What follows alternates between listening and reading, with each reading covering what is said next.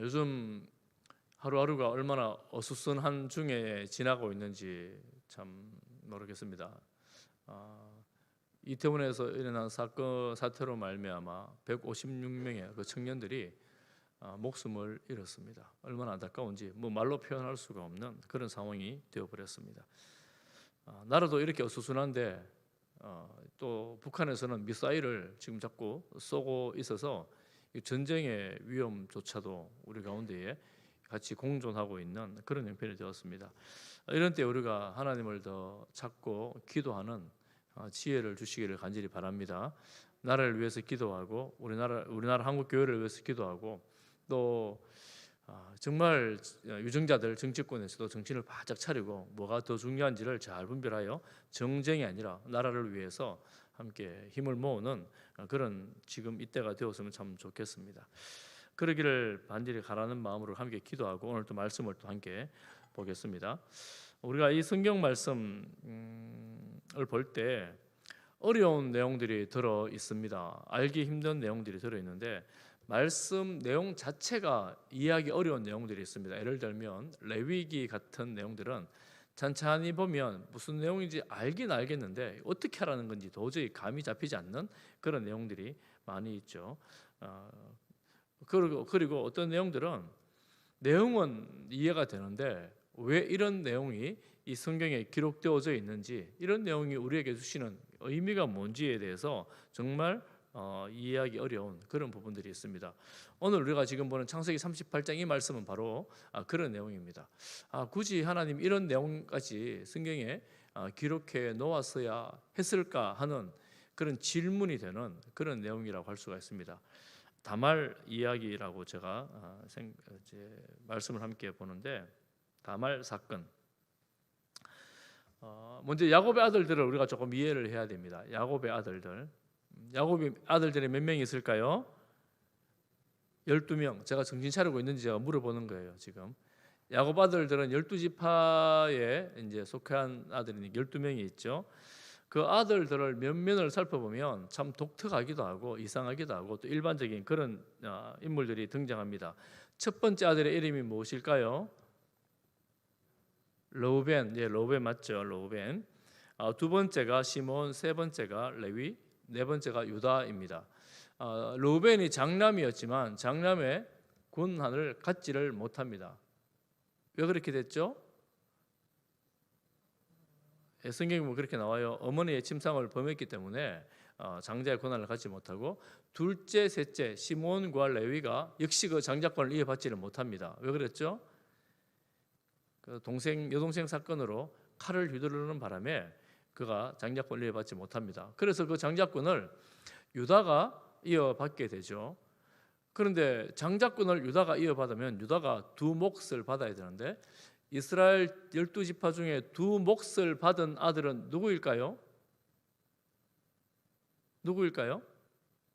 네 번째 유다일까요? 유다는 메시아를 잇는 왕권을 이어받지만 그 장자가 가지는 두 몫의 권리는 이어받지를 않습니다. 누가 이어받았을까요? 요셉이 그 두 몫을 이어받습니다. 땅 분배될 때 보면 요셉의 두 아들 므낫세, 에브라임이 한 땅을 분배를 받습니다.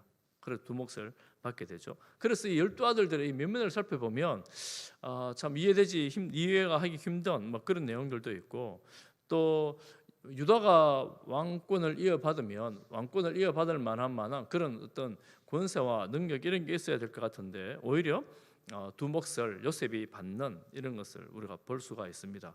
오늘 제가 보려고 하는 내용은 일단 그래서 유다와 요셉, 왕권을 이어받은 유다와 두 몫을 받은 요셉을 조금 비교하면서 이 다말 사건을 좀 보려고 하는데, 유다와 요셉은 형제간입니다. 네 번째 아들과 11번째 아들이죠. 비슷한 점도 있고 다른 점이 있습니다. 비슷한 점은 둘 다 집에서 나왔다는 점입니다. 요셉은 의도하지 않게 형들이 팔아버려 가지고 어쩔 수 없이 쫓겨났습니다. 그리고 아버지는 죽은 줄 알았죠. 그 아들이 죽은 줄 아는 그런 시절을 요셉이 보냈습니다. 유다는 집에서 나왔습니다. 왜 나왔는지 이유는 설명하고 있지 않지만 어쨌든 집에서 나왔습니다. 조금 이따가 또 한번 살펴보겠습니다. 그리고 둘 다 이제 나와서 이방 여인들과 결혼을 합니다. 요셉은 이방 여인과 결혼해서 아들을 낳아 머나세 에브라임을 낳아서 성공적인 가정을 잘 꾸려 나가는 반면 유다는 집을 나와서 이방 여인과 결혼을 하고 아들을 낳았지만 그 집안은 이제 거의 멸망하게 되는 지경에 이르기까지 가는 것을 볼 수가 있습니다. 둘 다 성적인 문제가 있었습니다. 유다는 이 아내를 잃고 살다가 스스로 창녀라 생각한 여인에게 들어가서 이제 간음 아닌 간음을 하게 되고, 요셉은 성적인 유혹이 있을 때에 그를 박차고 나가서 성적인 유혹을 이기게 됩니다. 그 대신 요셉은 애굽에 팔려가서 종으로 또 감옥에서 숱한 고생을 하게 되지요. 그리고 유다도 집을 나오고 나서 이런저런 문제로 마음고생을 많이 합니다. 그 마음고생하는 내용들 오늘 조금 더 살펴볼 텐데, 이렇게 비슷한 삶을 살아가는 것 같지만 이 결과는 완전히 다른 그런 가정생활을 이룬 이 두 사람, 이 다말 사건은 뒤에 나오는 요셉 사건과 앞에 나오는 이 유다의 사건하고 이제 중간에 끼어서 이 두 가지 사건을 비교하면서 이 사건이 있었다라는 것을 알려주는데요. 유다가 이 다말 사건, 오늘 본문 38장 다말 사건은 유다가 아버지 집에 살지 못하고 집을 나오면서 시작을 합니다. 여러분, 유다는 아버지 집, 그러니 하나님을 섬기는 아버지, 하나님을 섬기는 형제들을 떠나 나옵니다. 이방 여인과 결혼합니다. 아들을 셋 낳았어요. 엘, 오난, 셀라. 그리고 첫째 아들이 이방 여인과 결혼했지만 하나님의 명령을, 하나님께 죄악을 범하여 생명을 잃게 되었습니다. 그리고 그 당시 이제 문화대로 형이 아들을 낳지 못하고 생명이 떠나면 둘째가 그 형님의 대를 잇습니다. 대를 이어 그의 가문을 이어가야 되는데, 둘째 오난이 형의 대를 잇기를 싫어해서 이제 시받기를 거절하죠. 그러니 하나님께서 그걸 악하게 여겨서 둘째도 생명을 빼앗아 갑니다. 셋째가 너무 어려. 지금 셋째에게 이제 며느리를 줘야 되는데, 다말이라는 며느리를 줘야 되는데 며느리를 주지 못하죠. 너무 어리다는 핑계를 대고 며느리를 친정에 보내버렸습니다. 이 유다를 생각하면 참 안타까운 점이 있습니다. 유다가 왜 집을 나왔을까요? 성경에 여러분 깊이 좀 빠져가지고 이 상황에 조금 푹 들어가 보면 유다의 심정을 조금 헤아려 보면 유다는 이 집이 좀 지긋지긋하지 않았을까 이런 생각을 할 수가 있습니다. 왜냐하면 여러분 앞에 부분을 조금만 더 말씀을 드려보면 이렇게 볼 수 있습니다.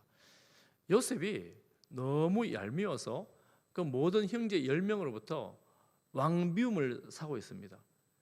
그래서 아버지는 요셉만 편애합니다. 다른 형님들은 이 요셉을 보니까 너무너무 미운 거예요. 형제들이 모의를 합니다. 요셉을 죽여버리자. 형제들이 이토록 요셉을 미워해서 죽여버리기로 작정했지만 장남 르우벤은 죽이는 것까지는 너무하지 않냐, 생명은 살려주자.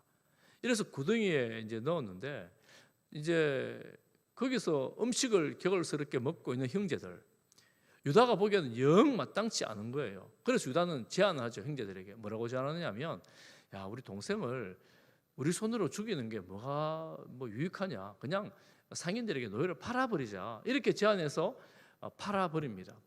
유다의 제안으로 요셉이 목숨을 건지게 된 거예요. 사실은 일말의 양심이 있었던 거죠. 다른 형제들에 비해서 본다면은. 그 이후에 아버지 집에 돌아오면서 요셉의 채색 옷을 벗겨가지고 염소 피를 묻히고 아버지에게 보여줍니다.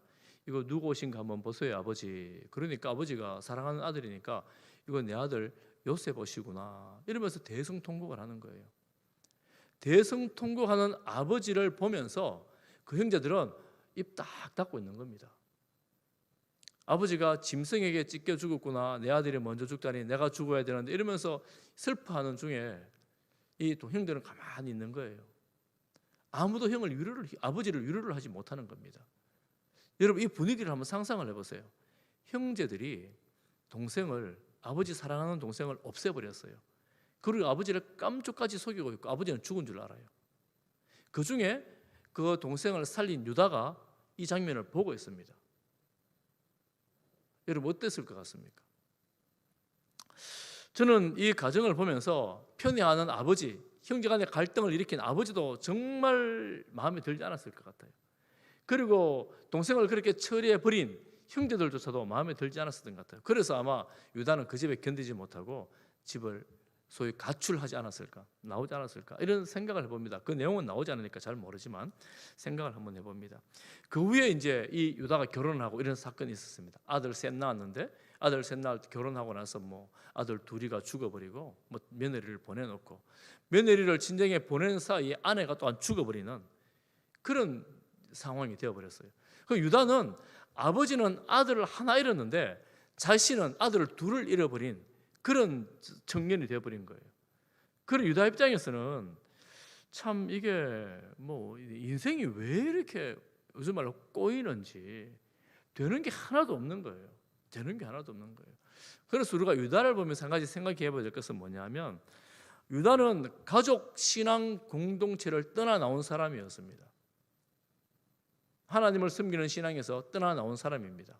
아버지가 싫든 형들이 싫든 어쨌든 그 안에 머무는 것이 그에게는 정말 필요했었는데, 그는 그 가족들을 벗어나와서 이방인을 아내로 맞아 이방인과 결혼을 하면서 그들 문화 속에 빠져 들어가 버린 것이죠.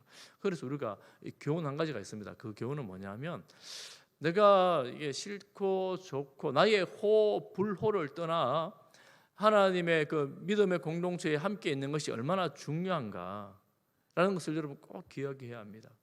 예전에는 가족이 그 신앙의 울타리 역할을 했습니다. 가족들이 얼마나 엄하게 신앙생활을 했습니까? 부모님, 믿음 좋은 부모님 한마디 하면 혼나기 싫어서라도 교회 가야 되는 그런 거 있었잖아요.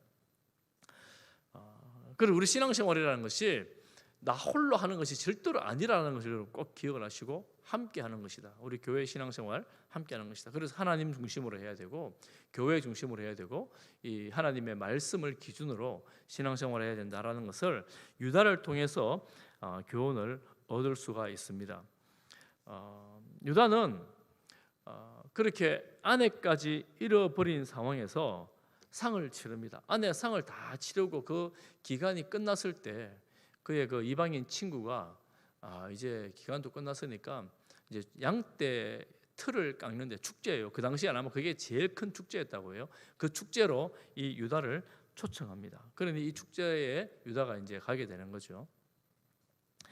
축제로 가는 길이었습니다. 보니까 창녀의 모습이라고 생각한 그 여인이 있는데, 그 유다는 그에게로 이제 들어가려고 합니다. 성경의 표현대로. 그때 이제 뭐 줘야 되잖아요. 뭐 염소 새끼 준다는, 염소 새끼가 없으니까 그러면 도장하고 띠하고 허리띠하고 지팡이하고를 줍니다. 내가 다음에 줄게 이러면서 주고 나서 그에게로 들어갔습니다. 그리고 이제 그 일 이후에 염소 새끼를 주면서 받아와야 되는데, 염소 새끼를 가져가서 그 동네 가보니까 그 여인이 사라지고 없는 겁니다. 그래서 이 염소 새끼를 도로 가져와야 되는 상황이 되었습니다. 유다는 그렇게 말하죠. 이거 수치스러운 일이니까 더 이상 소문 내지 말고 그냥 덮자, 이렇게 말하면서 끝냈어요. 석 달 후에 문제가 생겼습니다. 석 달 후에 며느리가 임신해서 배가 불러온다, 이런 소문을 냅니다. 여러분, 오늘 방금 본문에 그거예요. 그 소문이 나자마자 유다는 그를 끌어내어 불사르라, 태워버려라, 이렇게 명령을 하는 겁니다. 여러분, 끔찍하지요. 확인도 해보지 않고 행음을 했으니까. 아마 유다 마음에는 그런 거 있었던 것 같아요. 여러분, 옛날 어르신들 생각에 며느리 잘못 보면 집안에 우환 온다, 이런 말들이 있잖아요. 유다 마음에는 그런 마음이 있었던 것 같아요. 우리 집에 첫째 며느리를 잘못 봐가지고 우리 집 아들들 다 죽고 내 아내도 죽고, 아마 이런 생각을 했던지도 모르겠습니다. 완전히 비성경적이고 합당하지 않은 생각이지요. 그런 상황에서 죽여버려라. 죽으면 이 모든 것이 끝나버리니까 셋째는 내가 살리지 않겠는가 이렇게 생각했겠지요. 그때 이제 이 다말이 담대하게 그 시아버지 앞에 도장 그리고 허리끈, 지팡이 이 세 가지는 그 당시에 아주 부자임을 상징하는 그런 상징물들입니다. 다 꺼내놓죠. 그때 유다가 네가 나보다 옳도다 하면서 자기의 잘못을 인정을 하고 그 아이를 낳게 됩니다. 만약에 그때 유다가 돌이키지 않았다면 어떻게 될지 모르겠죠. 유다는 돌이키는 지혜가 있었습니다. 자기의 잘못을 뉘우쳤던 것이지요. 이렇게 이제 아이를 낳았는데 그 낳은 아이의 이름이 이제 베레스와 세라입니다. 베레스와 세라. 그리고 우리가 잘 아는 것처럼 이 38장에는 이렇게 끝이 나지만 한 가지 중요한 사람의 이름이 등장을 하는데 유다의 이름이 등장하고 그리고 다말의 이름이 많이 등장하고 베레스라는 이름이 등장합니다. 유다의 아내 이름은 등장하지조차도 않습니다. 이게 참 좀 성경에 의도가 있는 내용이라고 할 수가 있습니다. 그런데 유다의 아내는 사실 별로 중요한 인물이 아니었다는 거예요. 그럼 누가 중요하냐? 다말이 중요했다는 겁니다. 다말이 왜 중요했을까? 그래서 다말 사건이라고 제가 말씀을 드렸는데 왜 다말이 중요했을까? 굳이 이런 성경을 시아버지와 며느리가 아들을 낳은 이런 이야기를 성경에 기록해야 했을까? 빼도 뭐 전혀 상관이 없을 텐데 이런 생각이 드는데 왜 이름이 들어가야 했을까? 이제 우리가 이 사건을 주는 교훈을 잠깐 살펴볼 텐데요. 마태복음 1장 2절과 3절에 보면 이런 내용이 나옵니다. 우리 같이 한번 읽어볼까요? 같이 봅니다. 시작. 아브라함이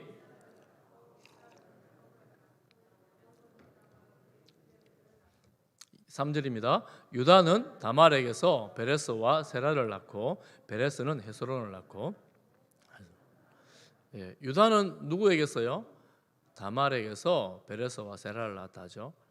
그리고 베레스가 이 언약의 왕권을 이어가는 이름으로 등장을 하게 됩니다. 이 마태복음 1장의 이 족보는 왕의 족보입니다. 예수님 족보예요.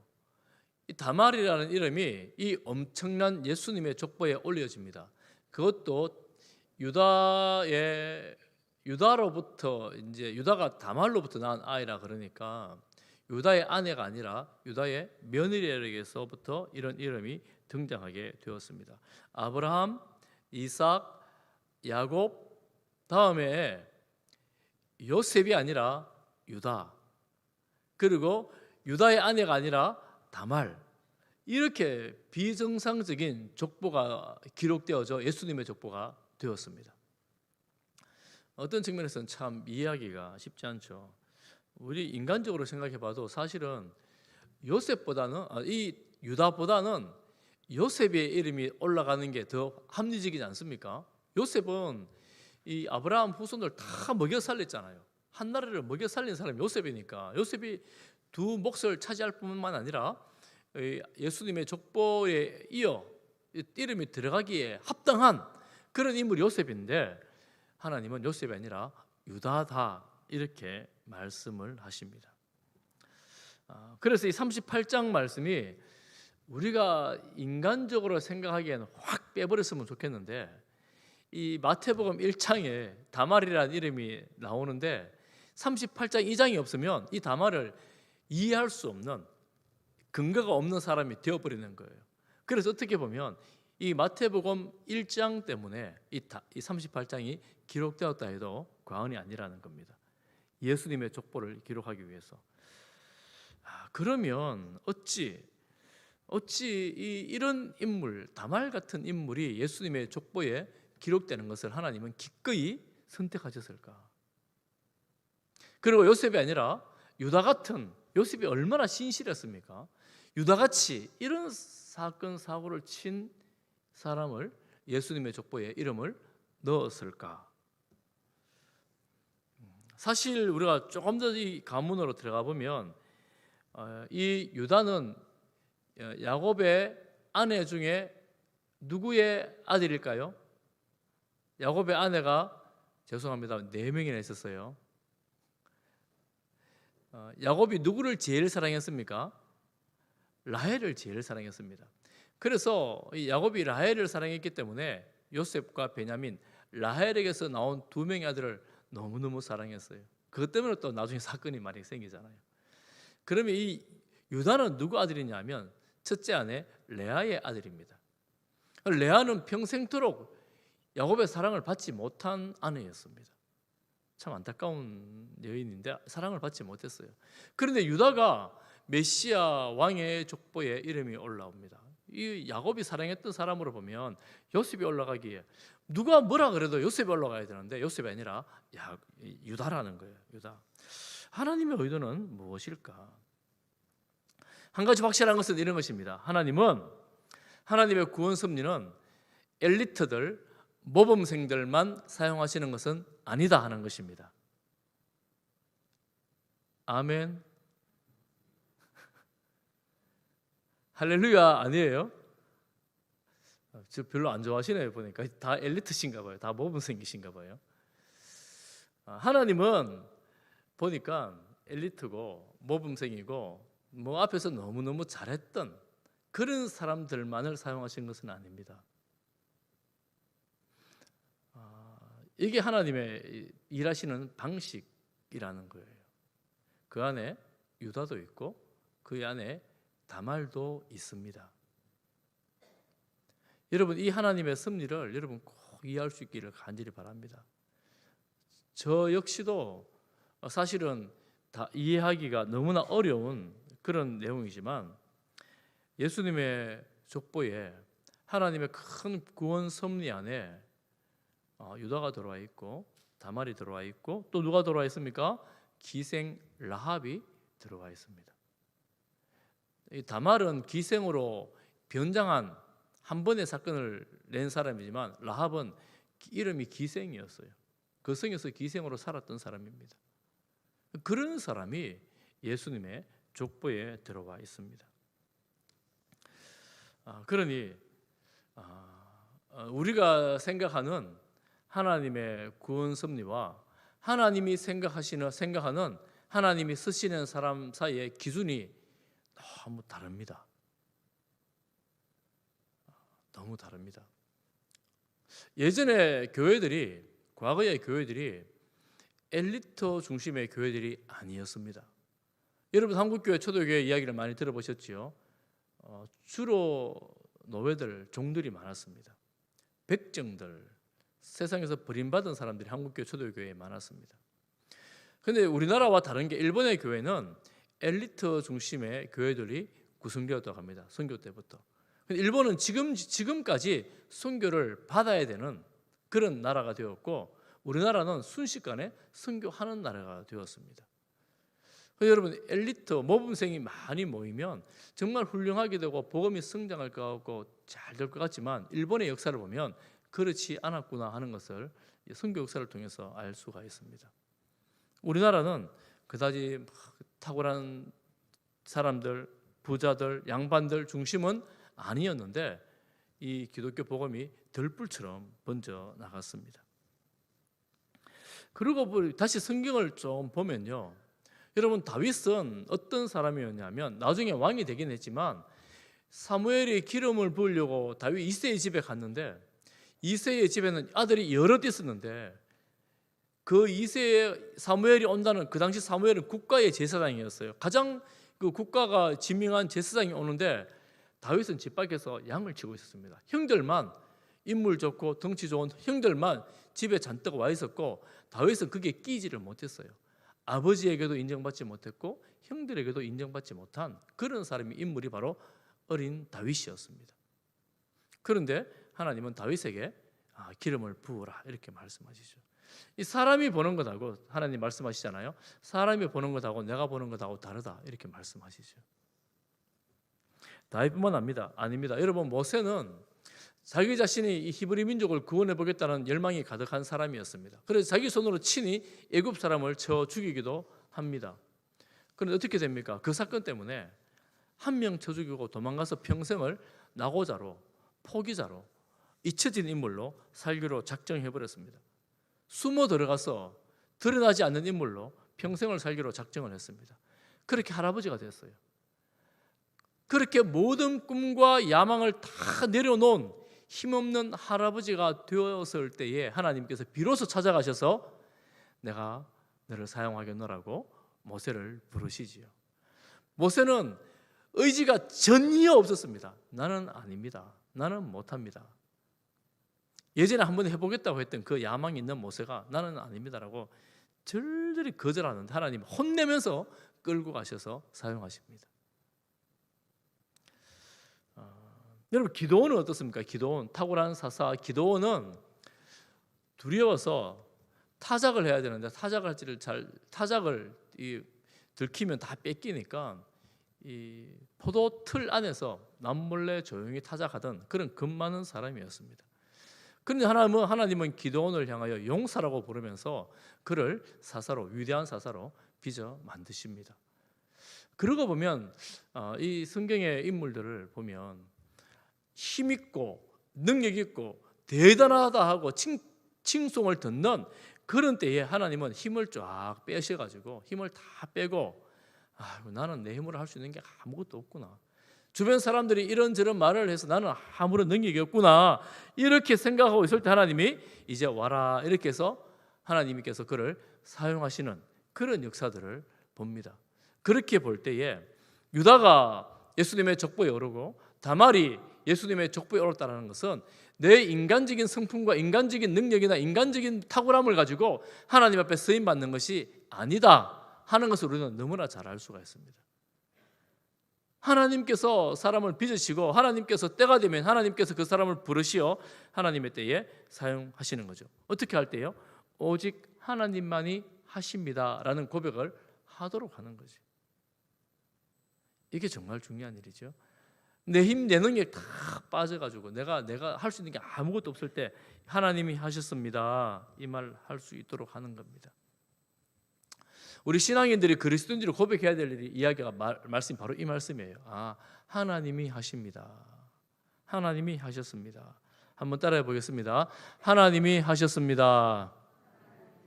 전적인 주님의 은혜입니다.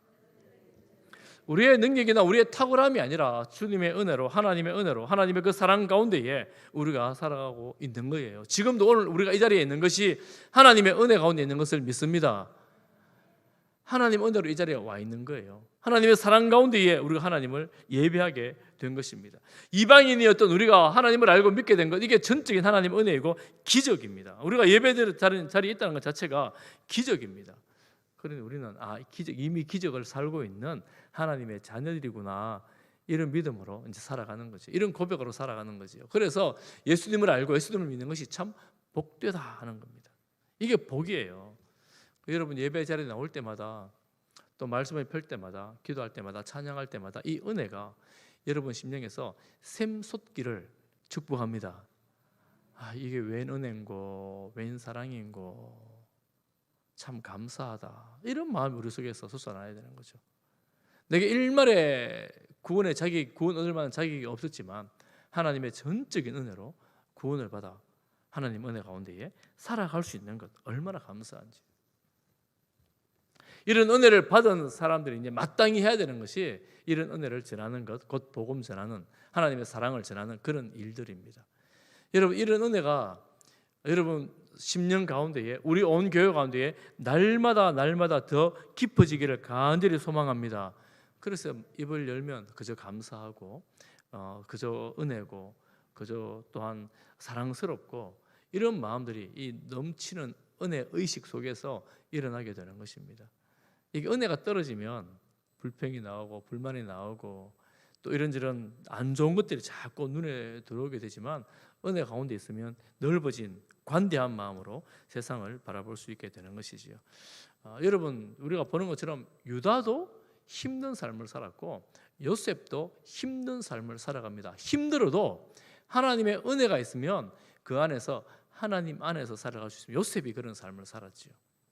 유다는 힘들 때마다 피해버리고 나 중심의 삶을 자꾸 만들어 가다 보니 더 힘들게 꼬이는 그런 인생이 되는 거예요. 그리고 우리가 아무리 힘든 일이 있어도 나는 어쨌든 하나님 붙들고 살아야 되겠다. 하나님 안에 있어야 되겠다. 이런 마음과 이런 결단으로 날마다 살아가는, 하나님 사랑 안에 살아가는 우리 성도들 되시기를 축복합니다.